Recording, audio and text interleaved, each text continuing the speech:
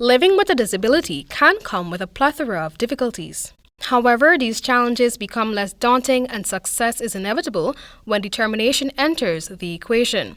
Bilateral amputee Melroy Pyle is a living example of this mantra. He graduated last Friday from the University of Guyana with an associate's degree in civil engineering. In December 2017, Pyle came into contact with live wires whilst working on a building at the University of Guyana's Turkine campus, while on a job as a construction worker with a privately owned company.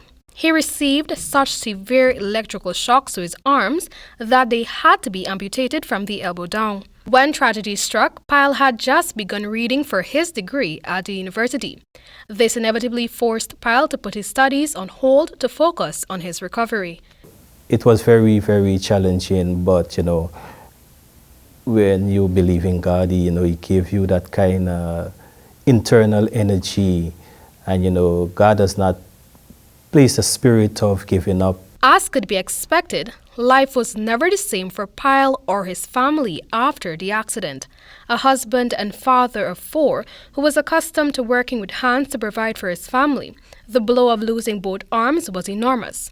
However, he had to come to grips with the reality of his new life, so along with his wife's support, he persevered and slowly began the uphill task of adjusting.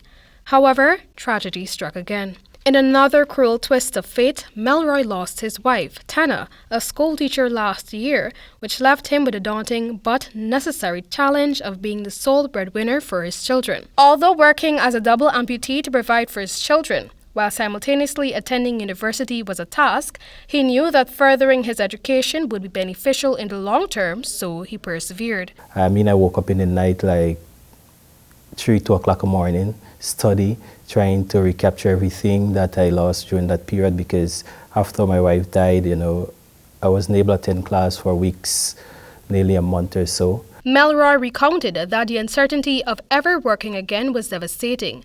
However, he was able to secure a job at the same location he encountered his life-altering accident, the University of Guyana.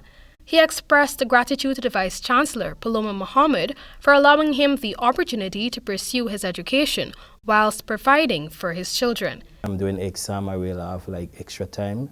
Like, for example, if an exam might be for an hour, I will have 2 hours to do it, because remember, I cannot write as fast as the other students because I'm using my prosthetic hands. Despite his disability, Melroy related that at no time throughout the extreme challenges was he ever tempted to give up. He encouraged other persons living with disabilities or anyone going through extreme challenges not to make excuses, but to pursue their dreams diligently and passionately. He is adamant that he was only able to succeed through God's grace. With all the things that I went through and did not give up, I don't think persons who, first of all, those people who not traveling in any form of disability should not give up, because life as it always pose challenges. His ultimate goal is to become a lecturer at the University of Guyana.